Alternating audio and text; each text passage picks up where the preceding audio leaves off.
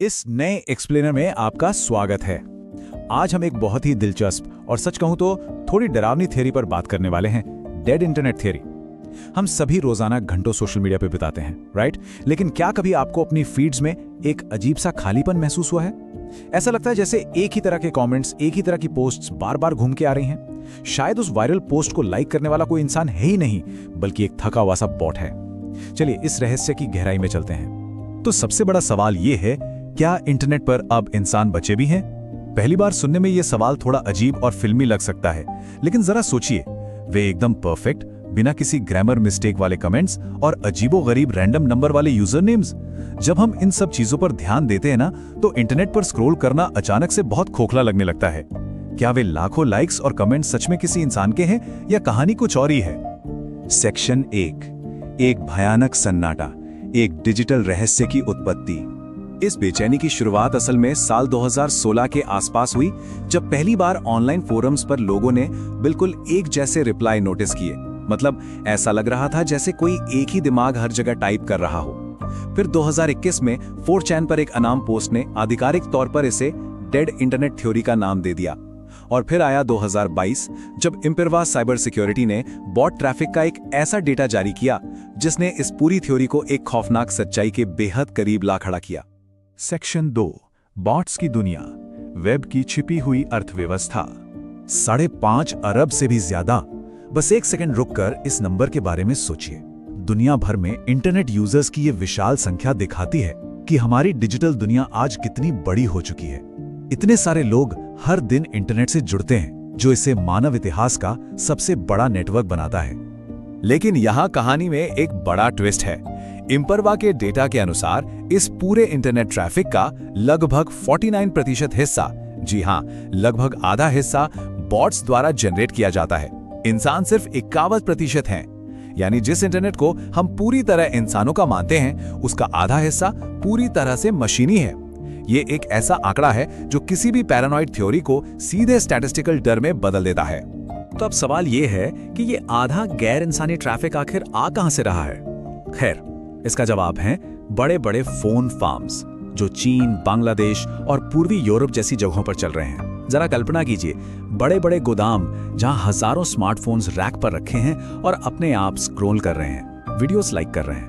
वहां कोई इंसान मौजूद नहीं है, सिर्फ एक मशीनी एंगेजमेंट चल रहा है। और तो और, जेनरेटिव एआई आज कुछ ही सेकंड्स में हजारों फर्जी रिव्यू और न्यूज आर्टिकल्स लिखकर तैयार कर रहा है। ये एक पूरी की पूरी ऑटोमेटेड इकोनॉमी है जो पर्दे के पीछे बिना रुके काम कर रही है।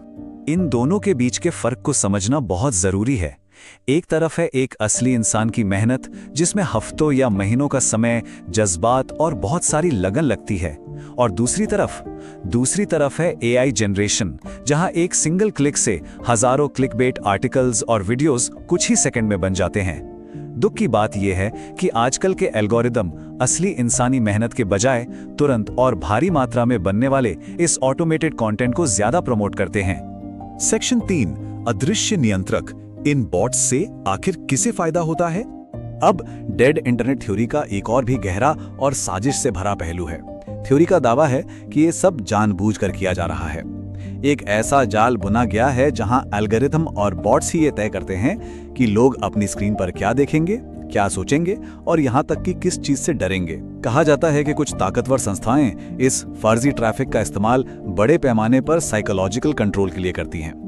जाहिर है, हम यहाँ किसी पक्ष का समर्थन नहीं कर रहे हैं, बल्कि इस थ्योरी के दावों को निष्पक्ष रूप से समझने की कोशिश कर रहे हैं। और देखिए, इस तरह के मैनिपुलेशन की बातें हवा-हवाई बिल्कुल नहीं है।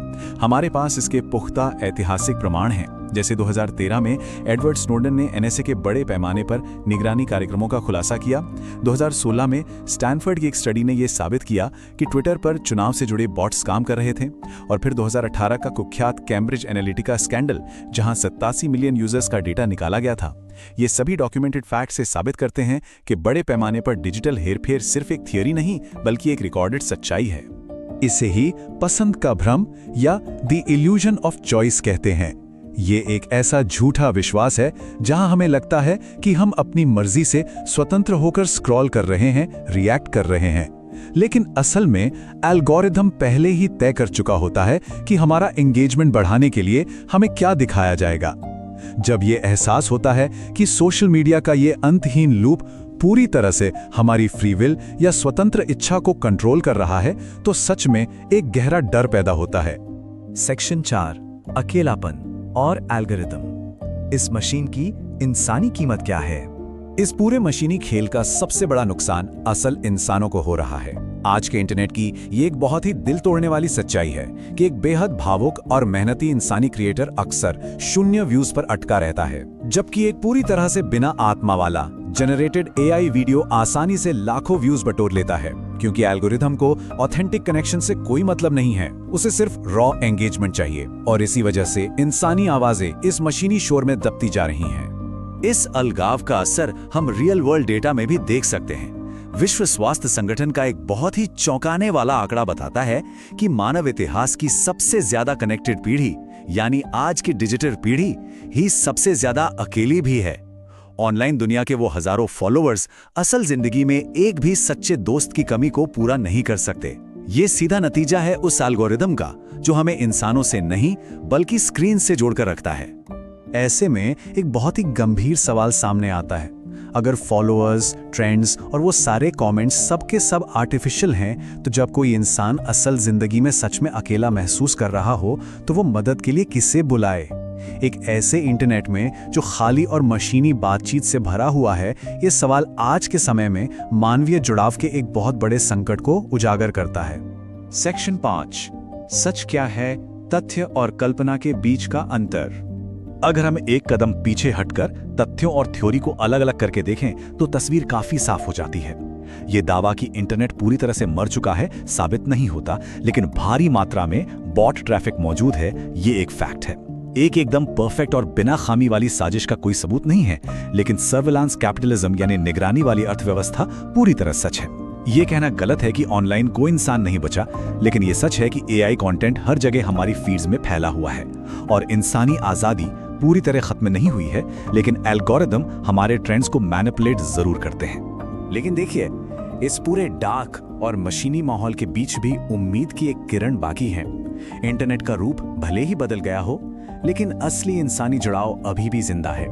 वो किसी अनाम रेडिट थ्रेड पर मदद करता कोई अजनबी हो, या हजारों मील दूर बैठे किसी दोस्त की आवाज लाता एक वॉइस नोट, या फिर कोई एक ऐसा सच्चा कमेंट जो किसी की पूरी जिंदगी बदल दे। ये छोटी छोटी चीजें साबित करती हैं कि जहां मशीनें राज कर रही हैं, वहां इंसानियत ने अभी भी हार नहीं मानी है। इस बात को एक बहुत ही बेहतरीन विचार के साथ समेटा जा सकता है। इंटरनेट भले ही मर चुका हो, लेकिन इंसानियत नहीं। जब तक लोग महसूस कर सकते हैं, वे जिंदा हैं। एल्गोरिदम की इस बेहद ठंडी और कैलकुलेटेड दुनिया के खिलाफ ये विचार हमारी मानवीय भावनाओं और लचीलेपन की जीत का प्रतीक है। आखिर मशीनें कभी भी सच्चे इंसानी जज्बात की जगह नहीं ले सकती।